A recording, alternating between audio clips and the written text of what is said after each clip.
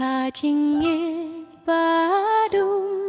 ngaperkat yapi Kajingit jong akam cukut no Wat ladaj ngai ngas ngel jan bat pi Haka donut jong api sah junum Kajingit kalong kabashisha Kapin chaya kamin siem jonga Pilong kajing kermen ha kajingim Nga idya pi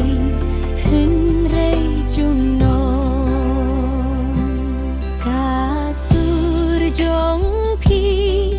kasawa hanga kum kajing roi bajem hak kami